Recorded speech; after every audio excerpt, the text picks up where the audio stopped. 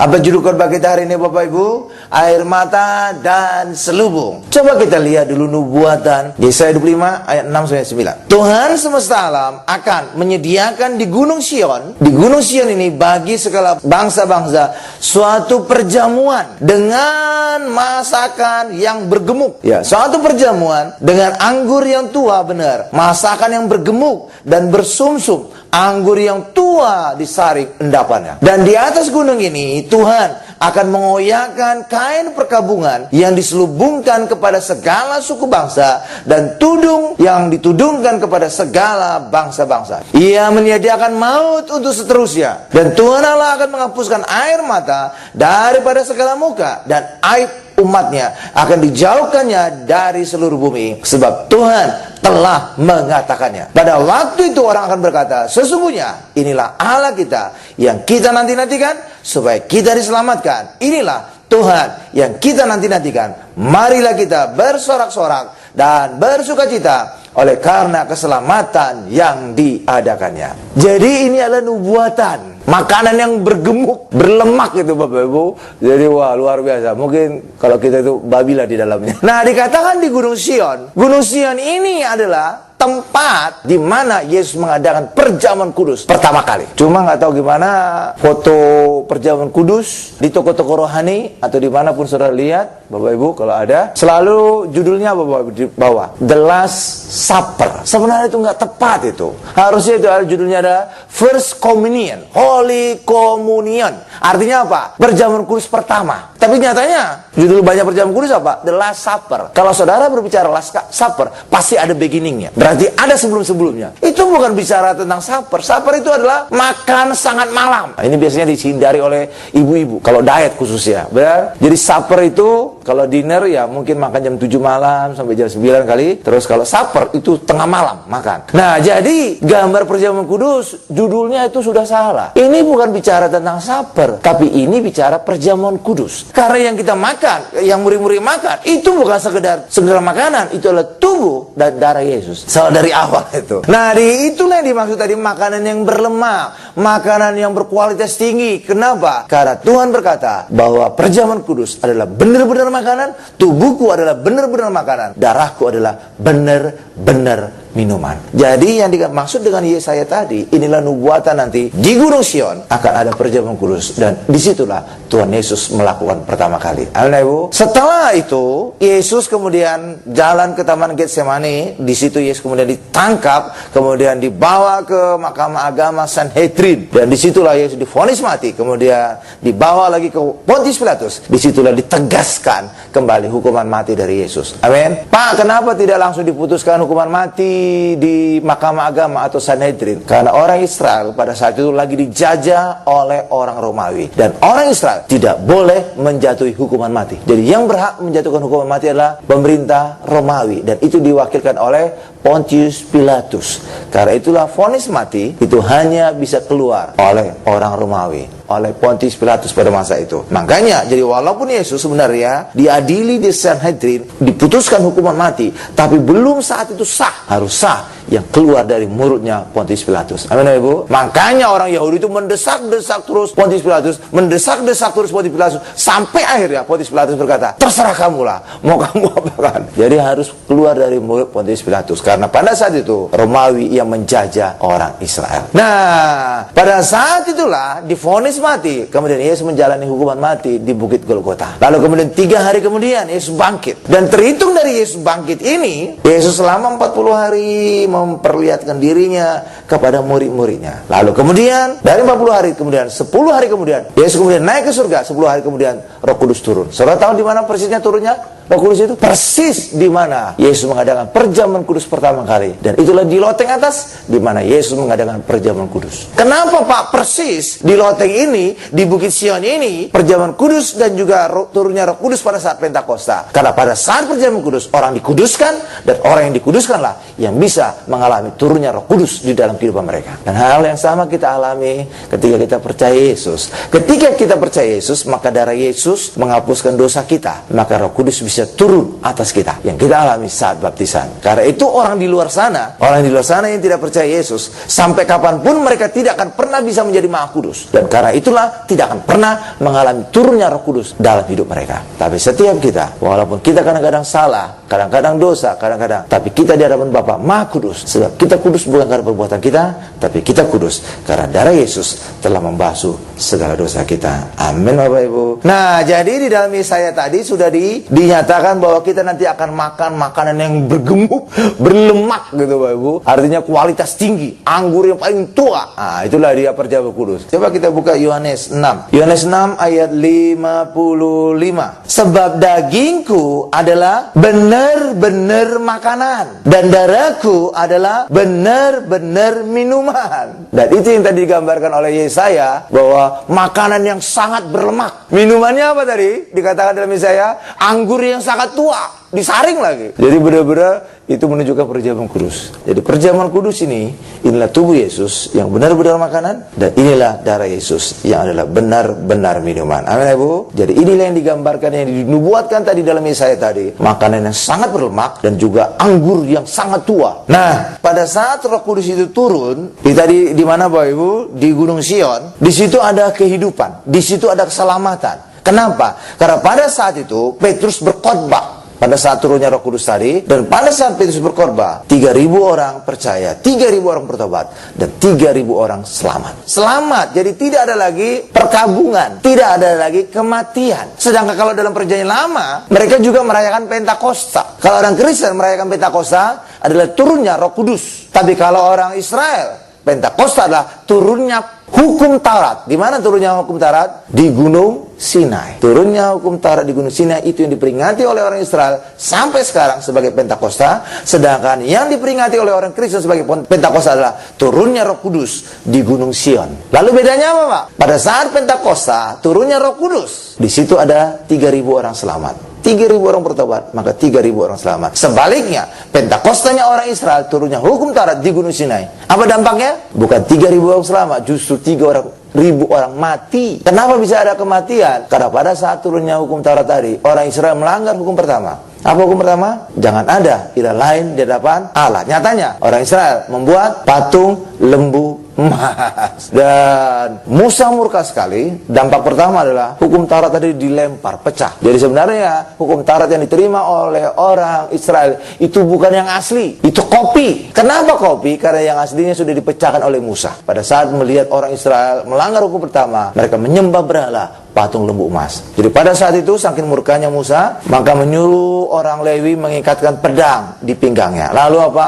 Orang Lewi tadi disuruh berlari di antara orang Israel. Nggak tahu gimana secara ajaib pedang tadi bisa bergerak membunuh orang. Haleluya. Sehingga apa? Total yang mati pada saat itulah 3.000 orang. Jadi pada saat Pentakosta turunnya hukum Taurat di Gunung Sinai, 3.000 orang mati. Sebaliknya, Pentakosta orang Kristen turunnya Roh Kudus, 3.000 orang bertobat dan 3.000 orang hidup dan selamat. Amin, Ibu. Karena itulah hukum Taurat dikatakan di dalam Korintus memimpin kepada kematian. Sebaliknya, ya Roh memimpin kepada kehidupan dan pembenaran. Nah, jadi tadi dikatakan bahwa maut tidak lagi berkuasa. Ya, kain kabung sudah dihapuskan, ditiadakan. Kenapa? Karena kematian tidak lagi terjadi. Ketika kita hari ini dalam Yesus, maka kita orang Kristen yang mati tidak lagi terhitung sebagai mati, tapi terhitung sebagai tidur.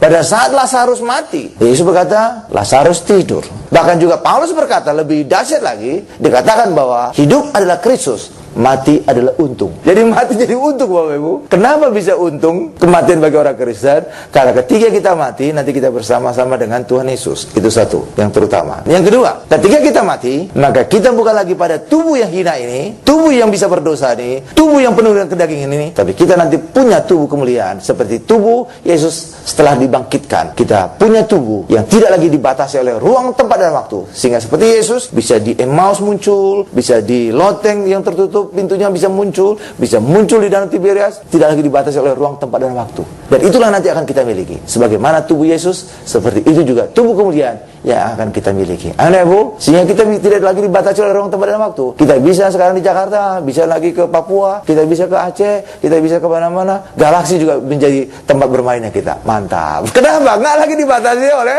ruang, tempat, dan waktu. Bisa ke planet Mars. Nah, kita lihat planet merah itu jadi luar biasa lah. Karena itulah mati bagi orang Kristen adalah keuntungan. Karena apa? Kita bersama-sama nanti Tuhan Yesus, dan juga kita tidak lagi dibatasi oleh ruang, tempat, dan waktu, sebab kita punya tubuh kemuliaan. Amin, Ibu. Nah, kehidupan orang Kristen sebenarnya kehidupan yang terus meningkat. Kenapa kehidupan orang Kristen terus meningkat? Karena kehidupan orang Kristen terus mengalami kemenangan demi kemenangan atas musuh-musuh. Kenapa kita bisa mengalami kemenangan atas musuh-musuh? Karena setiap musuh satu demi satu ditaruh di bawah telapak kaki Yesus. Dan musuh terakhir adalah kematian. Itulah sebabnya semakin lama orang Kristen semakin berkemenangan. Gereja juga demikian. Itulah sebabnya awal-awal gereja sebenarnya rasul-rasul kan mengalami penderitaan. Hampir semua rasul, hampir semua murid Yesus mati martir. Hanya satu yang tidak, Rasul Yohanes. Yang lainnya itu mati martir. Petrus matinya tersalib di bawah. Bartolomeus kulitnya katanya digelotokin, Bapak Ibu, dikelupas. Thomas ditusuk perutnya di India. Jadi semuanya mati martir. Jadi awal-awalnya demikian gereja. Jadi masih dikalahkan oleh segala hal itu. Masih bisa dikalahkan juga ada penyakit. Abad-abad pertengahan juga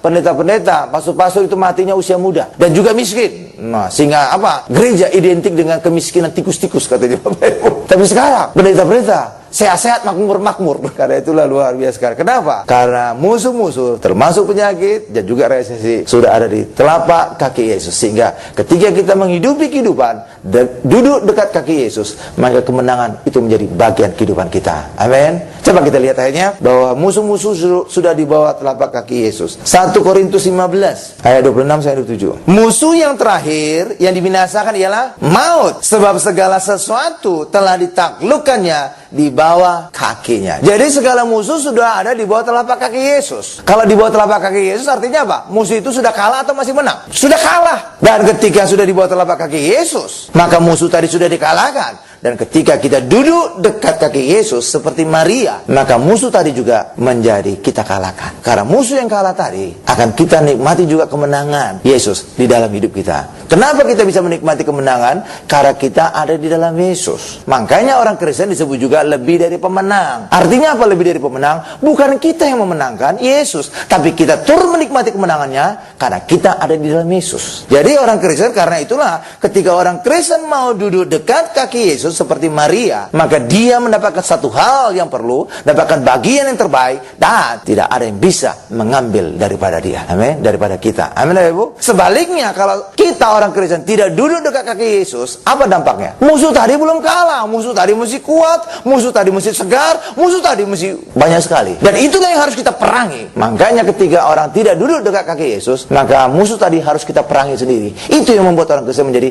letih, lesu, dan beban berat. Tambah satu lagi, madesu, masa depan suram. Hanya di dalam Tuhan lah masa depan penuh harapan. Amin, Pak. Kalau di luar itu ya madesu, masa depan suram. Amin. Dan itu juga yang dialami oleh Marta. Kenapa Marta tidak mengalami kemenangan seperti Maria? Yesus berkata apa kepada Marta? Marta, engkau khawatir dan diganggu oleh banyak perkara. Kenapa dia diganggu oleh banyak perkara? Kenapa dia khawatir? Karena musuh-musuh tadi belum dikalahkan. Amin, Bapak Ibu. Karena dia tidak duduk dekat kaki Yesus, sehingga dia harus khawatir menghadapi segala musuh yang masih sehat, yang masih kuat, dan dia harus memerangi itu semua. Makanya dia khawatir. Makanya dia diganggu oleh banyak perkara. Tapi Maria tidak pernah khawatir. Maria tidak pernah diganggu oleh banyak perkara, karena Maria duduk dekat kaki Yesus, dan segala musuh tadi sudah dikalahkan oleh Yesus. Amin, Ibu. Karena itulah rahasia kemenangan orang Kristen. Mari kita duduk dekat kaki Yesus, supaya semua musuh-musuh yang telah dikalahkan Yesus itu juga kita alami dalam kehidupan kita. Setelah memenangkan maut, maka kita juga menang atas maut. Setelah memenangkan penyakit, maka kita juga akan menang atas penyakit. Setelah menang atas resesi,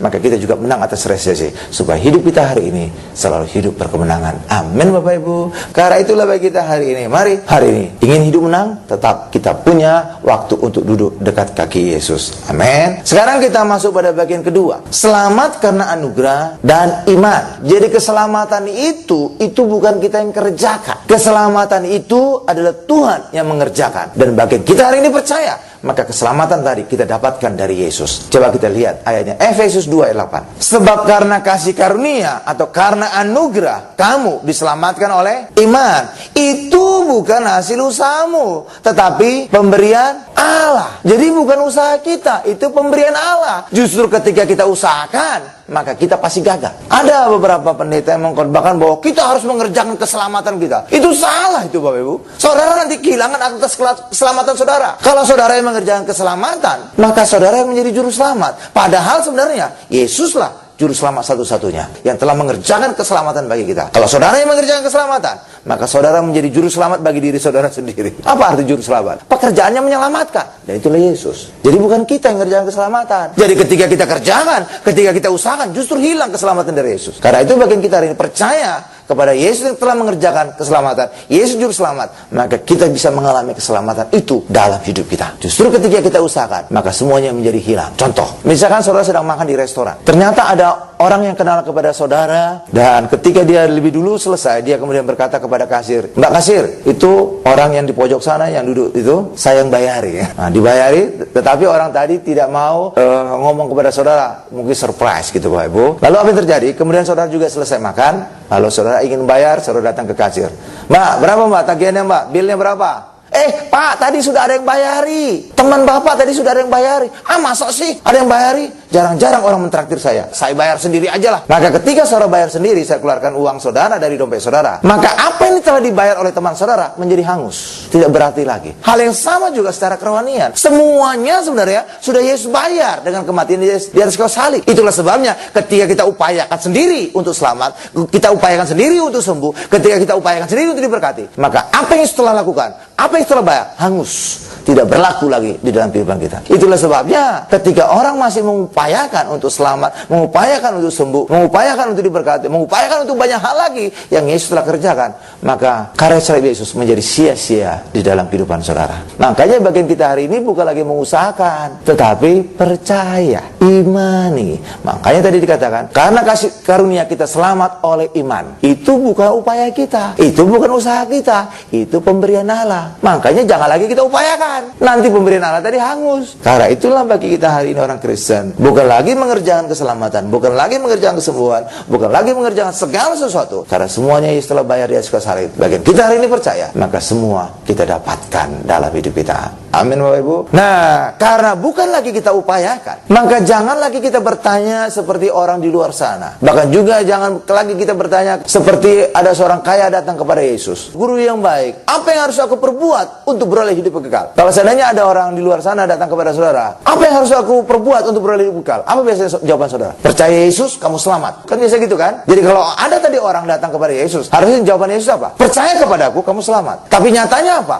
Yesus tidak berkata demikian, tapi Yesus memberikan dia hukum Taurat. Apakah kamu mau mematuhinya? Jangan berzina, hormati orang tuamu dan segala macam. Lalu si orang kaya tadi berkata, oh semua itu sudah aku lakukan sejak masa mudaku. Lalu Yesus berkata, kalau kamu ingin sempurna, jual segala harta milikmu, bagikan kepada orang miskin, dan ikutlah aku. Jadi nggak orang kaya tadi ikut Yesus? Enggak. Kenapa? Karena dia lebih berat kepada hartanya daripada ikut Yesus. Berapa Ibu? Lebih sayang hartanya. Dan ketika dia lebih berat kepada hartanya dibanding Yesus, maka secara tidak langsung dia berkata, hartaku, kekayaanku adalah ilah bagi hidupku. Karena apapun yang lebih daripada Tuhan di dalam kehidupan manusia, maka itu menjadi ilah. Jadi orang kaya tadi gagal pada hukum yang pertama, jangan ada ilah lain di hadapan Allah. Gagal dia ya. Itulah sebabnya bagi kita hari ini, keselamatan itu bukan usaha kita. Maka bagi kita hari ini percaya dengan anugerah Tuhan, maka hari ini kita selamat oleh iman kita. Itu bukan upaya kita, tapi itu adalah pemberian Allah bagi kita. Nah, firman Tuhan juga berkata di dalam Ibrani, semua orang besar kecil akan mengenal Tuhan. Ada seminar, banyak orang, banyak pendeta mengkhotbahkan, kenali musuhmu. Jadi orang di luar sana juga, kenali musuhmu. Dan itu adalah untuk saudara menang. Bagi orang Kristen, saudara tidak perlu mengenali musuh saudara. Saudara kenali Yesus sebagai juru selamat, maka pasti saudara menang. Jadi ada suatu seminar, adalah pokoknya Bapak Ibu, seminar Kristen sebenarnya. Di situ dijelaskan tentang nama-nama setan. Setan dari Aceh, setan dari Sumatera, Begu Gajang, Jalur Kidul dari Pantai Selatan, segala macam Bapak Ibu. Kenali musuh-musuh Bu, kenali setan-setan. untuk benar. Kekristenan bukan mengenali musuh, tapi kekristenan adalah mengenali Yesus sang kebenaran. Maka saudara pasti dimerdekakan. Jadi orang dunia itu berkata, kenali musuhmu. Tapi bagi kita hari ini,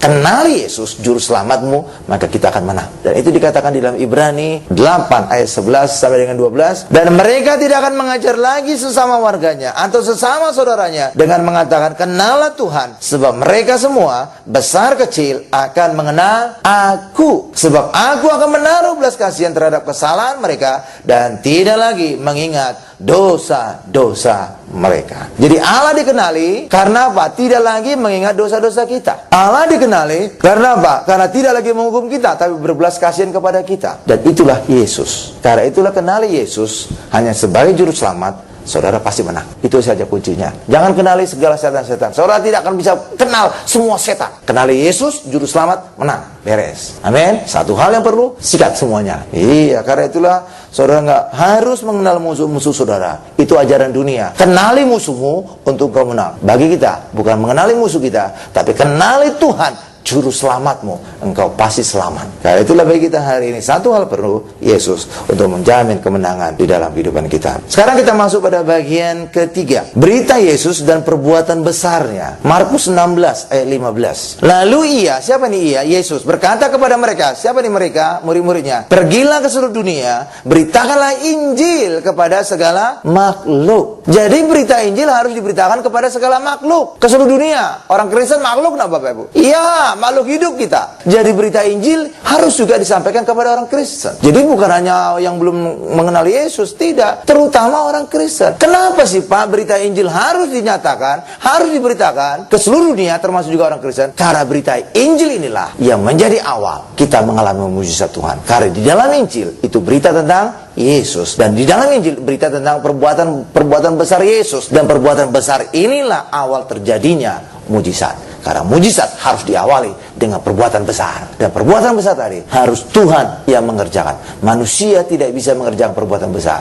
dan karena itulah manusia tidak bisa melakukan mujizat. Karena berita Injil itu yang harus diberitakan kepada semua orang, termasuk orang Kristen, supaya setiap kita hari ini bisa mengalami mujizat perbuatan besar Tuhan, dan kita bisa berujung kepada mujizat. Tapi nyatanya sekarang ini, kalau saudara perhatikan khotbah-khotbah yang saudara dengar setiap minggu, saya yakin sebagian besar bukan berita tentang Yesus. Saudara tahu apa yang saudara dengar biasanya? Apa yang harus saudara lakukan dan apa yang tidak boleh saudara lakukan. Iya, banyak kan gitu, tentang manusia, tentang apa yang harus saya lakukan, tentang etika, tentang psikologi, tentang segala macam lah. Kalau manusia yang ngerjakan itu bukan rohani. Tuhan yang ngerjakan itu baru rohani. Kita terima perjamuan kudus, kita minum minyak urapan, itu rohani. Kenapa? Karena Tuhan yang ngerjakan. Itu adalah tubuh dan darah Yesus. Tipis berbeda dia, Bapak Ibu ya. Jadi apapun yang dari Tuhan pasti rohani. Apapun yang manusia kerjakan itu bukan rohani, walaupun terkesan rohani. Saudara ingin menang dalam kehidupan, harus bicara tentang Yesus, bicara tentang Injil. Karena Injil lah syarat untuk perbuatan besar Tuhan terjadi dalam kehidupan kita, dan itulah awal dari mujizat, kesembuhan, berkat, kelepasan, menang atas setan kita bisa alami dalam kehidupan. Amin Bapak Ibu. Kita tutup khotbah kita dengan Markus 16 ayat 20. Mereka pun, siapa nih mereka? Murid-murid, pergilah memberitakan Injil ke segala penjuru, dan Tuhan turut bekerja dan meneguhkan firman itu dengan tanda-tanda yang menyertai. Tanda-tanda apa nih? Tanda-tanda mujizat. Kenapa Tuhan turut bekerja? Karena Injil tentang Yesus. Injil tentang perbuatan besar Yesus. Jelas saja Tuhan menyertai. Kalau hukum Taurat Tuhan nggak menyertai, karena itu bukan tentang Yesus, itu tentang perbuatan manusia. Itulah sebabnya rahasia orang mengalami mujizat Tuhan, rahasia orang mengalami mujizat perbuatan besar, itu adalah ketika kita sungguh-sungguh percaya tentang berita Injil, bicara tentang Yesus, bicara tentang perbuatan besar ya di dalam kehidupan kita. Amin Bapak Ibu. Berikan kemuliaan paling dahsyat, luar biasa, paling lama bagi Tuhan Yesus. Kita tundukkan kepala kita.